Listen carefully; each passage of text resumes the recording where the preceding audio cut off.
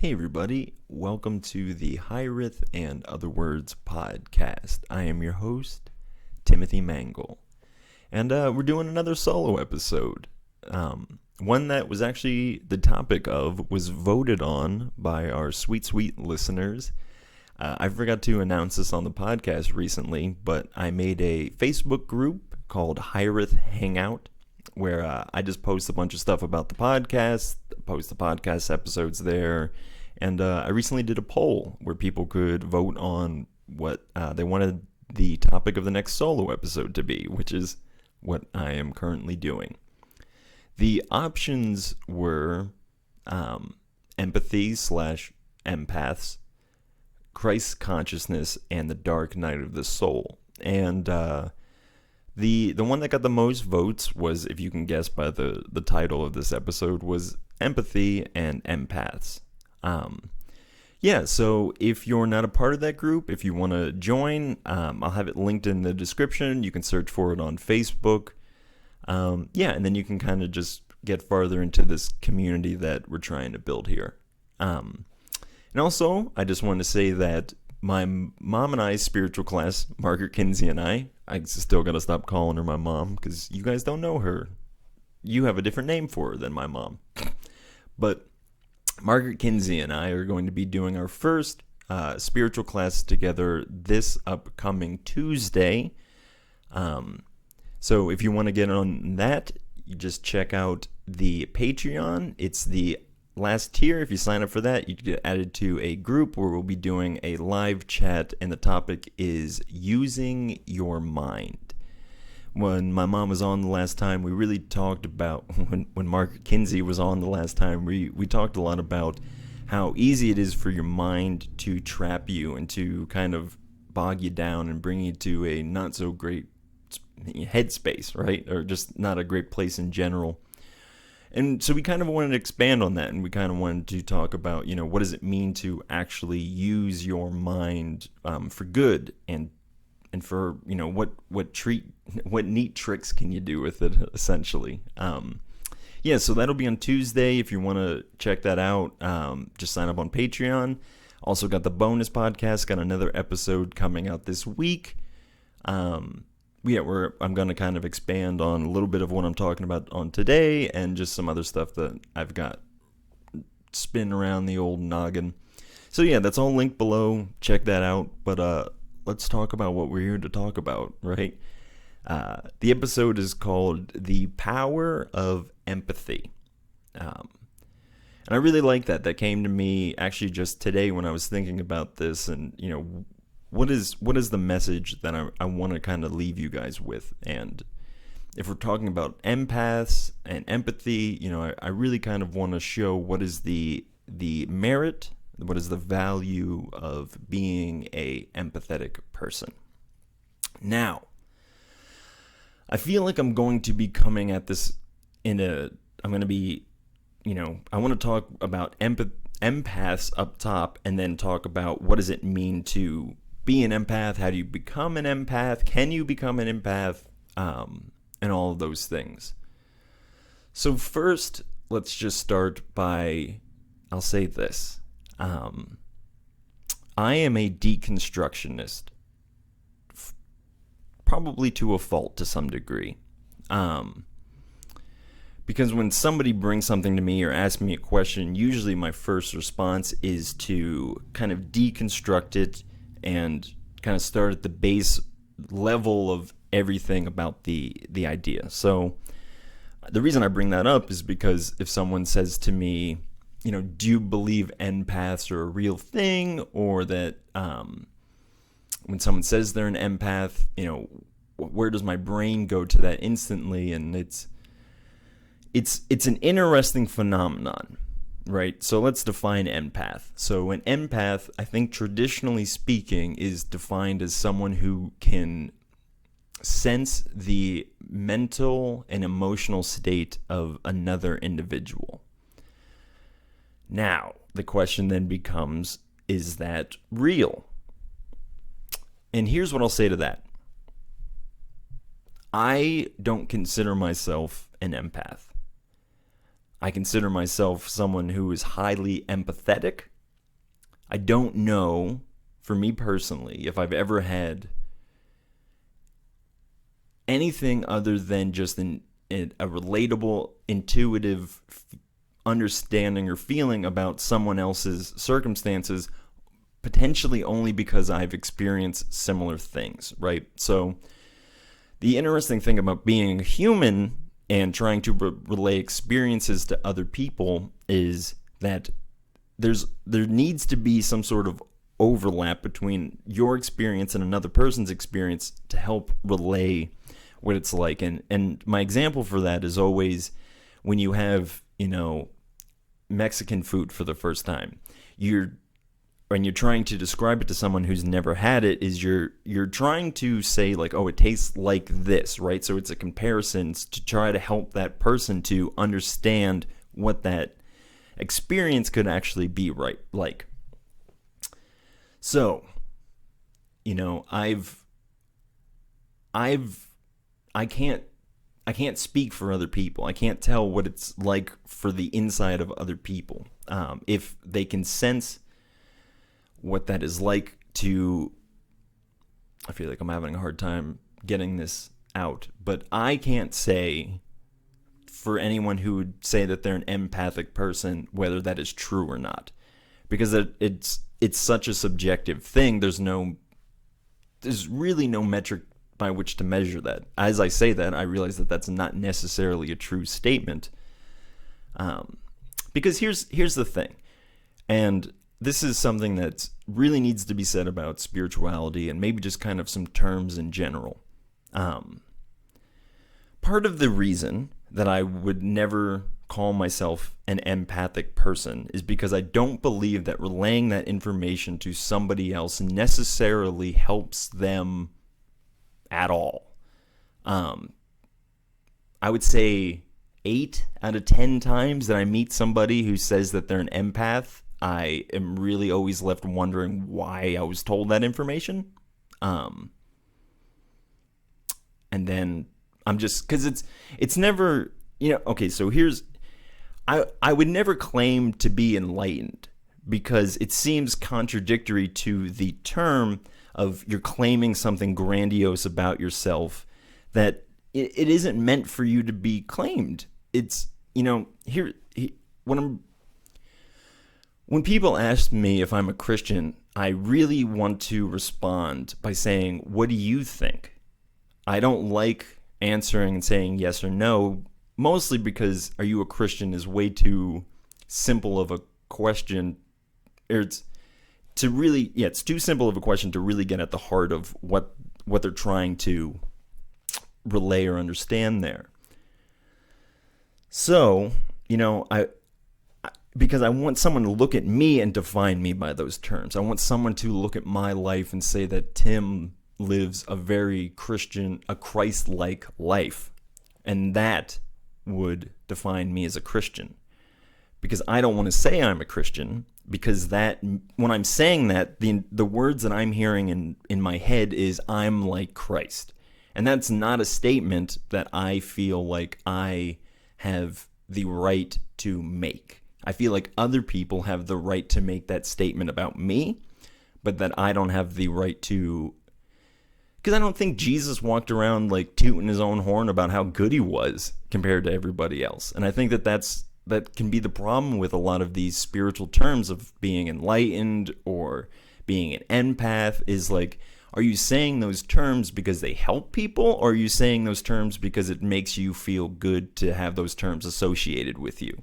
Now, for me, a truly empathic or a truly enlightened person will just let those words sit around them because they're just words, and they don't need them to truly define who they are at their core, because the core of who a person is, if you're an enlightened person or an empathic person, you're living from the core, and the core of you is beyond words and beyond definition. So even a term like empath or enlightenment, they can't fully begin to describe who you are at your core. So empath or enlightened, it just becomes another word that you need to build up your ego. Now, I feel like I just spent the last 8 minutes saying that empaths aren't real, and that's not at all what I'm trying to say, because I do believe that people can sense or have an understanding of other people. But so here's what I'll say. I heard somebody say this one time, that whatever you do well and instinctively in this lifetime is only because you practiced and learned it in another lifetime. So an example of that in my life, and I don't know if I, gun to my head, I don't know if I necessarily believe in reincarnation or whatever, but I do believe in heritage or tradition, that, things have been passed on. And there are some things that come to me very intuitively and some things that come to me very easily, but other things that seem very easy for other people come to me more difficultly. Difficultly? Is that a word? I'm struggling. Like speaking. Some people are better at it. But yeah.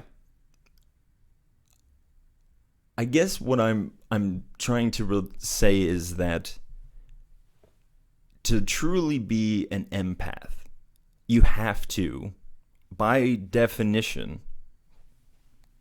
to some degree, is be an empathetic person. Because I don't think, and again, I'm going off the assumption that being an empath is a real phenomenon and something that people can be, because I do believe that more than I don't, is that you probably got those gifts to help people. Now, it's easy to confuse hypersensitivity with being an empath. And I would say that the difference there really comes down to, how are you affected? Are you able to hold, are you able to hold the weight of all those things without it crushing you? Or, I don't know, are you taking on more than you should because you have a sense of duty? So let me give you a good example of a good empath. Now, she's definitely the 1 out of 10 people who I've met who definitely seems to fill the criteria of an empath. And that would be Margaret Kinsey, my mother, who apparently I'm just talking about a whole bunch this episode. Hi, Mom. Thanks for listening. But, okay, so my mom's a psychic medium, does tarot cards, has been a spiritual advisor for my whole life. Now, there has never been a time in the 30 years that I've known my mom, in her doing of this practice, where I've seen her emotionally bogged down because of the experience that she had with another person. Yes, it can be draining on her, because it's just like doing anything is naturally draining to a person. But she doesn't allow, so my mom deals with people who have domestic abuse, who have, drug problems, everything under the sun. And the proper empath is able to hold the phenomenon of the other person without it crushing and destroying them, or really, affecting their peace. So, that's I feel like a lot of times that I hear people say that they're empathic, it's usually in the context of something that is overwhelming for the person who is saying it. So it's like, oh, I can't be here, I'm too empathic, it's too overwhelming or whatever. And I'm definitely sympathetic towards that, to the degree of which I'm sympathetic to anyone who feels in a situation that it's overwhelming. But I don't necessarily see the connection of saying that and then needing to express that you have this ability, because you're just overwhelmed. It doesn't matter if it's because of, psychic powers or whatever. It's just the simple phenomenon of you're just overwhelmed, and you need to learn to deal with being overwhelmed. And it doesn't matter if it's just because of you got bills to pay or because you can sense how another person's feeling. It's really learning to just, like I'm saying, embody empathy. Like I said, my mom is one of the greatest people I've seen do this, but The other example that I always go to is Jesus. Now, how did Jesus practice empathy? Now, again, I feel like maybe I missed my point earlier, but in this life, you're here to learn things that could potentially help you wherever it is that you're going next, whatever path you're on. I do believe that it continues on past this, and the things that you learn in this life have, merit and value, and you're learning them for a reason. So it's probably very good, whether you believe you embody it well or not, to practice empathy. Because even if you're an empathic person or you're not, it just seems like it's the right response to so many different things. I'm thinking, I have a couple of stories of Jesus in my head about where he showed some form of empathy or, some sort of empathic ability. And the first one that comes to mind is Jesus was at a dinner party or just a time of communion with, fellow religious figures. And while he's doing this, a woman comes up to him and essentially asks him for some food at the table. And Jesus says no. And I think a lot of people try to justify this, and they try to say that Jesus was, leading her into something or whatever. But there's a part of me that thinks that maybe Jesus, in the culture that he lived in, that, Jewish rabbis in the early, in the first century didn't respect women. They, women had no rights. They didn't own anything. They couldn't do anything. And I think it was a very common thing. And I think we miss something if we just make Jesus, if we make excuses for Jesus. Because I don't think Jesus is somebody who needs to get excuses made for him. I think he's somebody that needs to be understood. So we have this story of Jesus telling a woman no when she asks her for food. And the woman responds, "Yes, master, but even dogs get scraps from the table." And Jesus realizes, oh, this is a human being I'm talking to. It's not just a property or an animal or something like that. It's a living being. And then he ends up giving her food, and I think it's a brilliant learning example from Jesus. And we see that I really think that that's one of the powers of empathy, right? So if the whole theme of this is what is the power of empathy, one of the first things is really just learning. Because you're taking, when all of this emotion and all of this reality is coming at you, you have a choice to, either project your understanding, your interpretation onto it, or you can sit there and allow the moment to be whatever it is, and then you, in return, learn something from it, and you see something that might not have been there. So going back to the example of Jesus and this woman, what if Jesus didn't take the time to be empathetic and to see, to see himself in that woman? Because empathy really is just seeing the other as I, because the other is I, and it's an extension of the I. We're connected.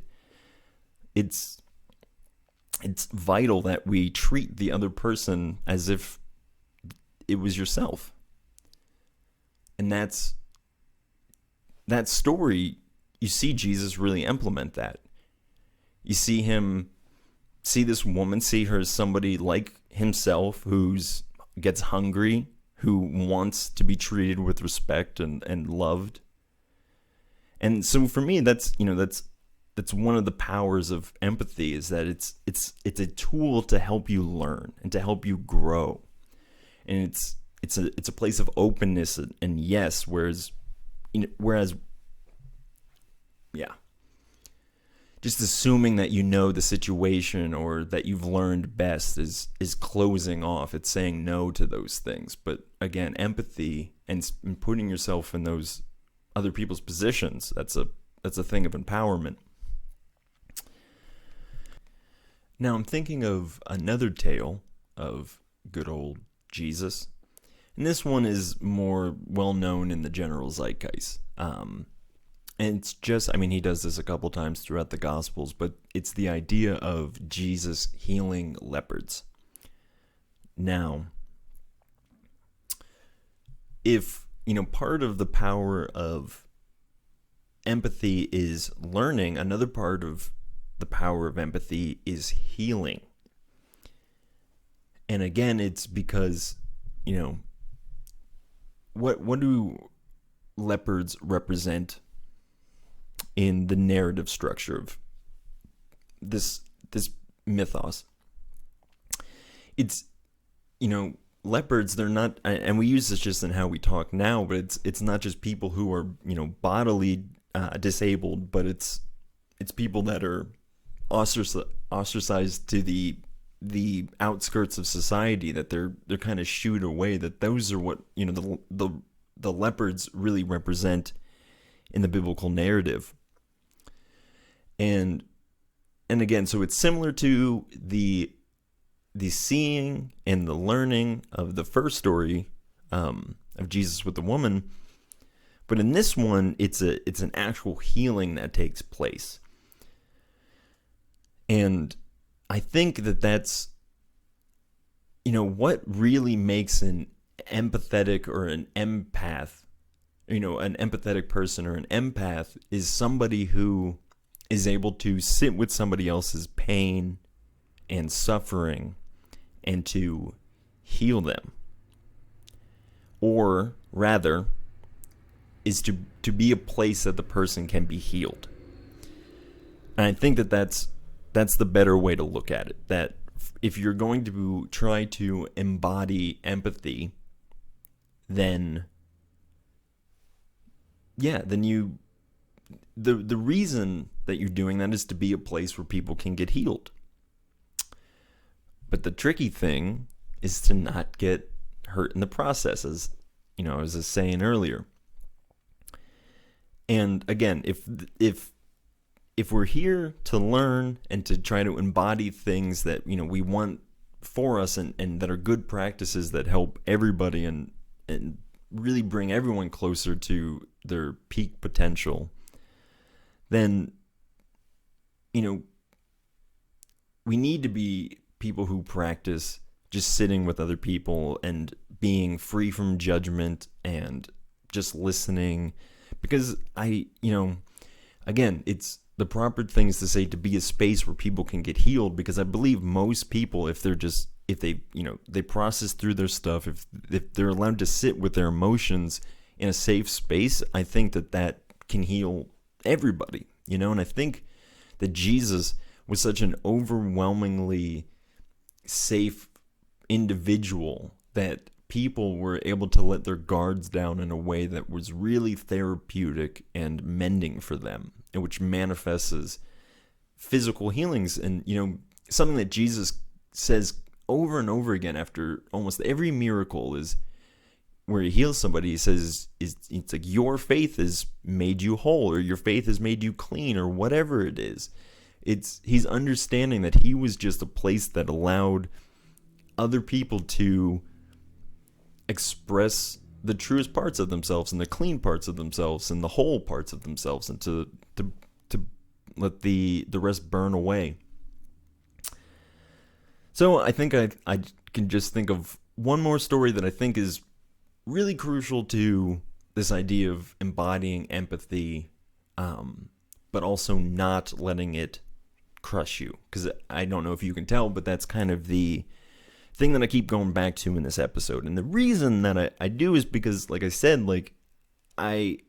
my relationship with people calling themselves empaths is so intertwined with people being overwhelmed emotionally. And I think, that becomes more of a cursing than a blessing, because if you truly do have the ability to feel how other people are feeling, then you have a responsibility to honor that, to help these people in the best way possible, and to not extend the burden to them by saying, your reality is too overwhelming for me, and I can't handle it. That's not healing by any stretch. So I actually want to read this story from the Bible, If you are watching this video, that is my Bible. It is beat to all holy hell. I've had this thing for over 10 years, and I have such an interesting relationship with it because, this Bible in particular it's like a really good friend that I had during a really toxic time. It's like, man, you were great, but everything around you was real rough. And that's, so it's hard for me to dig into this like I used to, because it represents so much more than just this book. But yeah, I really do love it. I love the tale of the Bible. I wish I really do want to expand on it more. But yeah, so this story comes from John chapter 8. I just want to show you guys what the inside of my Bible looks like if you're watching this, because there's just a lot of stuff going on in there. But this is, again, another pretty popular, common story. It's Jesus being presented a woman caught in adultery. And I think we all are somewhat familiar with this story, but I'm going to read it. So this is from John chapter 8, and I'll start at verse 2 and go to verse 11. Early in the morning, he, Jesus, came again to the temple. All the people came to him, and he sat down and taught them. The scribes and the Pharisees, who were like the religious leaders of the time, they're in the story, they represent kind of the bad side of religion. That's definitely what they are. The scribes and the Pharisees brought a woman who had been caught in adultery and placed her in the midst. And placing her in the midst, they said to him, "Teacher, this woman has been caught in the act of adultery. Now, in the law, Moses condemned us to stone such women. So what do you say?" They said to test him, that they might have some charge to bring against him. Again, this is Jesus. Jesus bent down and wrote with his finger on the ground. And as they continued to ask him, he stood up and said to them, "Let him who is without sin among you be the first to throw a stone at her." And once more he bent down and wrote on the ground. But when they heard it, they went away, one by one, beginning with the older ones. And Jesus was left alone with the woman standing before him. Jesus stood up and said to her, "Woman, where are they? Has no one condemned you?" She said, "No one, Lord." And Jesus says, "Neither do I condemn you. Go, and from now on, sin no more." So there's a really interesting thing. Let's think about this story as if it was something that was kind of, if you were to witness it. So you see this man who is well versed and well educated in the laws and the customs of the Jewish people, and he's teaching, and it's phenomenal. And then these individuals who according to the story are trying to test him, or really trying to see how he handles the situation, brings this woman to him. And notice here, this is kind of points back to how my point earlier about how the people in this time treated women is they're not concerned with anything that woman has done or will do or will happen to this woman. Their major concern is figuring out a snare for Jesus, or trying to trap him. And it really is telling of the individuals and how they perceive women, of just this thing that's just like, it doesn't matter what happens here. And Jesus, he doesn't really necessarily give a very over dramatic response, or anything that's really overwhelming. He's very level-headed, to a disturbing degree. Again, think about this in real life. You're sitting there, you're listening to this man talk, and these other people come up to you, or come up to the situation rather, and say, "Teacher, by all that we've structured our society and our culture around, it says that this woman should be stoned to death." And I want you to think about the people who are writing this and hearing this story, and they're all Mesopotamian, Greek, Roman. That's all their background. And so these people, they're very dramatic. There should be this. What's missing from this story is any sense of, I don't want to say any emotion from Jesus, because that's not true, but he just seems to be so level-headed about it, and it had to be confusing to these people who were so dramatic, and like it points out twice in the narrative that he's just running his finger in the dirt. And my whole point of bringing this up is because I have to believe that Jesus understood everything that was going on in that situation so much better than anyone who was even participating in the drama that was being unplayed. Yet it just kind of washes over him. It doesn't, he's not bogged down by the fact that these guys don't care if this about this woman, or he's not bogged down about these laws that we have to keep or whatever, but he has this calm center, this core, and that's, again, talking about is like when you live from that place, you're not swayed by emotions, you're not brought down by them. And those aren't bad things. It's because Jesus he's a witness of his emotions. He's a witness of the world around him. There's another story in the Bible where Jesus is walking through a crowd and a woman reaches out and touches him, and Jesus says he can feel the energy leave his body. So Jesus is such a hyper-aware individual that he's the meters in his head, he has a clear picture of the energy that is in his body, and he knows where it is and where it goes. Yet in this moment, he's not attaching himself to this heavy weight, because he understands that if he takes on this burden for this person and then they're not carrying it themselves, they're not really learning anything from it. And yes, to be an empathetic person means to sit with the person and to listen. And like I said earlier, that's part of the power of empathy, is really being able to listen to a person. But people need to be able to carry their own weights without having a crutch on someone else. So there's a balance there, right? You need to be able to help people, but they ultimately need to be able to do it for themselves.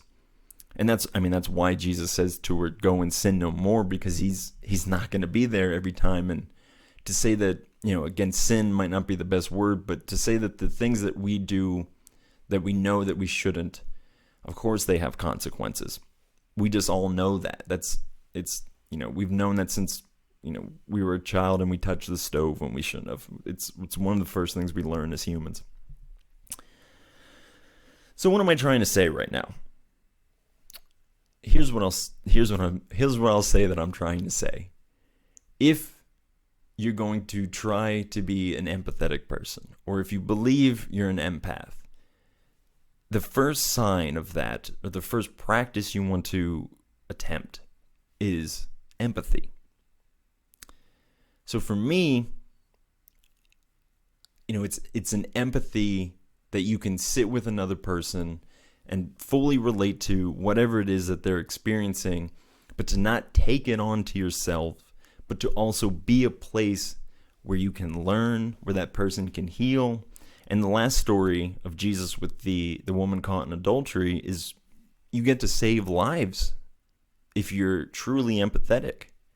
And I think that again, it's the beautiful power of empathy, is just sitting with another person and not asking them anything other than to just feel how they're truly feeling, and for you not to judge it, and for you to also not carry that burden onto yourself is freedom for everybody, because you're allowing that person to get rid of whatever negative thing that they're carrying onto them, because you're the space, and you're cultivating that space for that person to be free.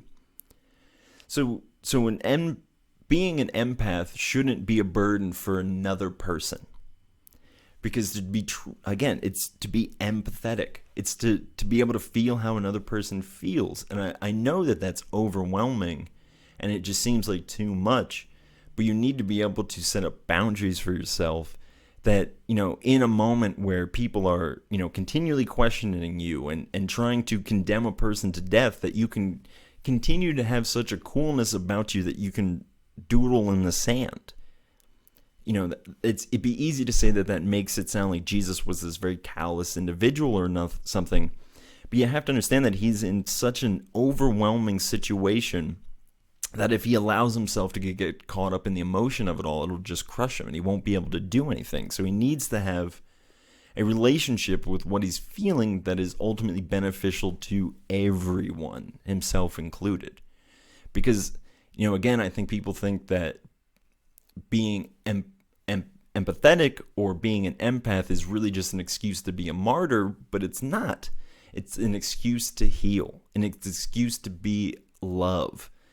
And it's on you as an individual, if you believe to be, if you want to be an empathetic person, which you should want, or if you're an empath, it's to show yourself some empathy, right? And to make sure that you're not taking on more than you should, or whatever it is, or that you're not putting yourself continually in situations that are overwhelming for you.